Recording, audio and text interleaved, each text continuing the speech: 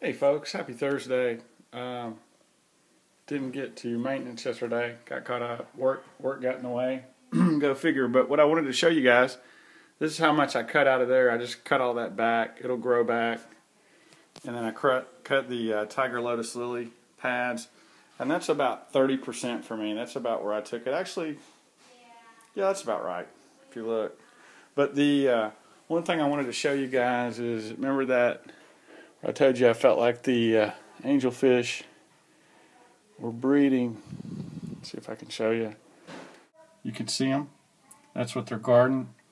They probably did that about, they should be wigglers soon. And what? I don't know what I got there.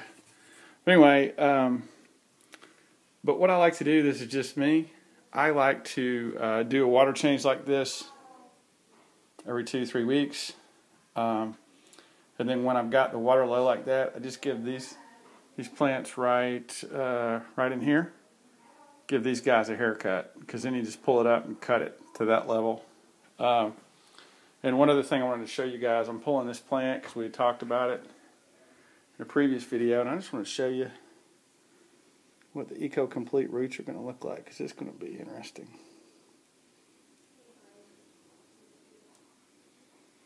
Felt it break some. But this is Eco Complete, nothing else in here. And really pretty plant. Definitely going to take that back to the store. Get some credit for that. I'll get my gravel out. It's an interesting thing about this Eco Complete, it's really porous. My guess is that's how it keeps a lot of nutrients in there. And the plants, or the roots, just really stick to it, which is a good thing. But what this is going to do, and I'll pull this over to the side so you guys get a feel for it. See how that's going to open that out? That's really going to open that up in the front. And I'm going to pull this as well. I just wanted you guys to see that, see the roots, Eco Complete. And you guys, thanks for watching. And I got to wrap this up. And I will post all this with the final vid. So happy Thursday, and thanks GSP. I got a little bit of duckweed in this tank, even though I keep removing it. That stuff is like cockroaches. I mean, turn the lights on and there it is. Anyway, you guys be good. I'll get on it. See ya. Happy Thursday. Folks, doing a maintenance. This is just coming straight in. I put in a little, I put in enough prime for 120 gallons plus a little bit. Put in about 3 capfuls. 1 capful does 50 gallons. That's just a little extra. That's what you're supposed to do. I do have my pump off. And then it's coming in right at, it was like 83.1 before I started this. It's 83 now. And let's see, it's about 6 o'clock Eastern Standard. I'll be done with this thing in just a minute. I shouldn't say a minute, probably about 10 minutes. But I took this tank a lot lower than I wanted to. The good thing is there's only 1 fish in there, very low bio load, just shrimp, lots of plants. But the plan is let this fill up and turn it off. I will tell you one thing, just as a heads up. I used to turn it off here on the nozzle and then stop it completely and then move it to the other tank. The problem with that, let me show you something. We'll follow this along. The problem with that, just so you guys know, is I did an extension joint right there, and that right there sprung a leak. It actually just pushed the hose right out of that joint and sprayed water everywhere. That got me in trouble with management. But anyway, this is going on, and then that plant I pulled, I've got a bag for the for this plant. It's going to go really well at the pet store, so we're going to get a good deal. And then I got some Christmas moss in here. And then look, you can see how they're already jumping in on that spot right there. But I'd like to keep that trimmed down.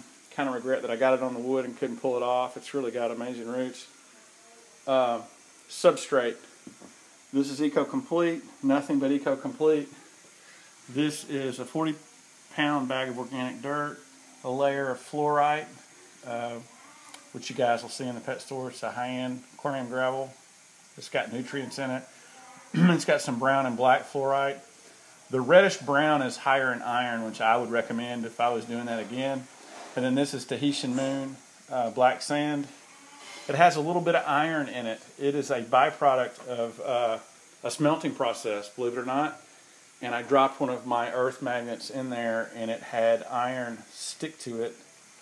And so I'll let you know if you use like that little guy over there, the magnet cleaner. This is not a good gravel for you. Just so you know, found that out the hard way. The good thing is this tank was a Craigslist special, and it had chips and scratches and all kinds of good stuff. So I wasn't really worried about scratching it. But anyway, all right, I need to go adjust the temperature. One thing I've noticed is as I go longer and longer putting water in the tank, it tends to click up. I'm 83.7. I need to go give it some more cold water, but I'm about ready to wrap this up and get started in the other tank, and then go get some credit for some plants. You guys, thanks for watching. Happy Thursday. Hey folks, it's 20 after 6. This tank is done. This tank is done. Hoses are up. Just turn the filter on here, and I already like the new look. If you look how much cleaner that looks, if you step back, you just have good separation. You have some gravel in the front, some room for the shrimp to crawl around, and it's going to give that baby tier some room to crawl, as well as some of the other plants on the left. And I like it. I like it a lot. So anyway, but it's going to clear up a little bit. It's kind of cloudy, as is this tank right here is really cloudy because I just opened the filter full bore, and I've actually cut it down a lot. Totally cut back the water sprite, trying to give the wisteria a chance, as well as cut the lily pads on the top of the tiger lily. But anyway, that's kind of it in a nutshell. And this thing will clear up in about another hour. So I might try to take a video then just to show you the final thing. But about 20 minutes, wrapped it up. So, and everybody thinks I just slave on this thing. I'm telling you, once you get live plants, get a good filtration system, the plants always help keep it cleaner and give you a visual cue that everything's well. So the trick with live plants is they need dark as much as they need light. Get your good substrate. And one other thing I do use, this is, there's no CO2 here, but I do put this in every now and then. This stuff is great. I use Flourish Excel, and just follow the directions on that. I also have an iron supplement that I use every now and then. This right here, and it's going to help give the red out of that and the tiger lily, as well as the red on that Barclays back there. So there's a visual cue if you need more iron. And I also do this supplement when I do the big water changes. That's really it. So now I don't do root tabs. Some people do that. Just haven't seen a need, so we'll see. And the dwarf baby tier is doing awesome in here. And I actually may try baby tiers in here without CO2 and see if I can do it with Flourish. I don't know. We'll see. Thanks for watching. You guys be good. And I promise it'll clear up. It'll be spotless tomorrow. So you guys take care. Have a great Thursday. Later. Now, what I did is the double black angels had laid eggs on a leaf back there, and it's about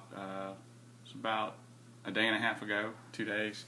So I have pulled the eggs out, and they should be in a wiggler state soon. The only thing I have in here is shrimp, and I just stuck that leaf in the ground, and it's getting good, really good airflow, circulation right there. So then we'll see what happens. So I just need to make sure my temperature is good, and we'll see if they hatch. But I appreciate it. Check it out. There is one of the blue shrimp that I got, if you can see. And the funny thing is you can kind of see an orange sun-kissed and cherry red.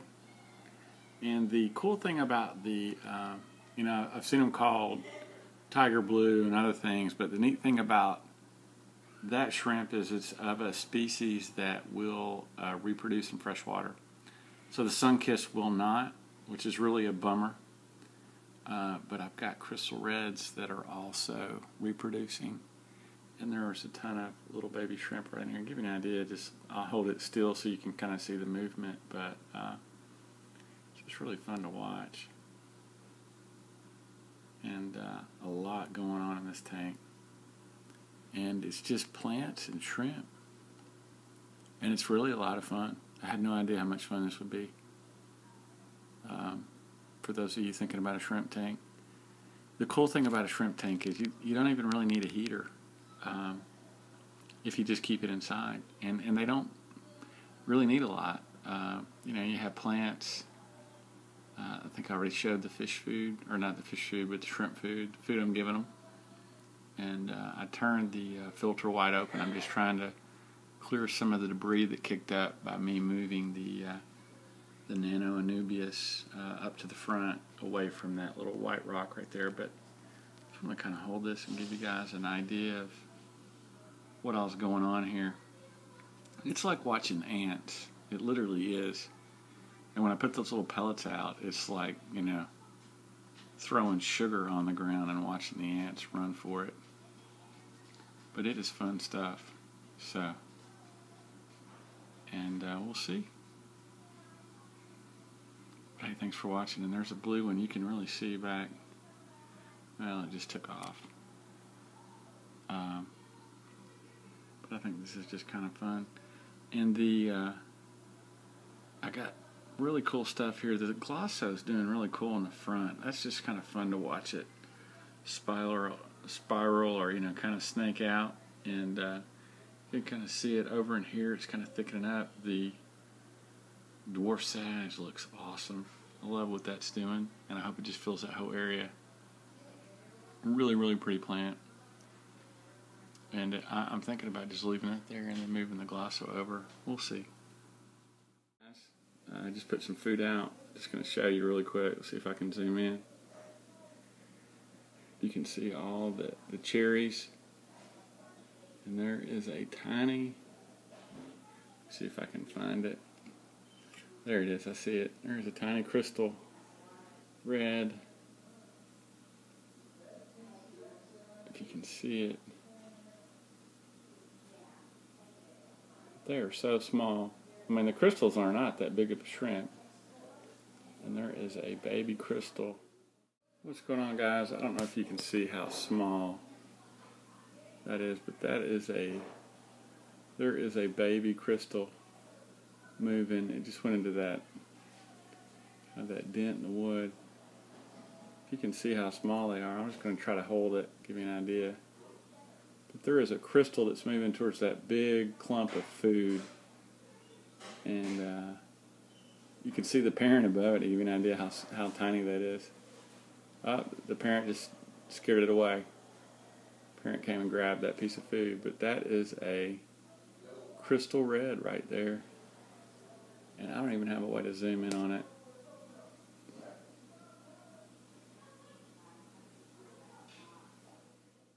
Hey folks, Saturday morning, and just a quick video. This is what this tank looks like now. I really like the new look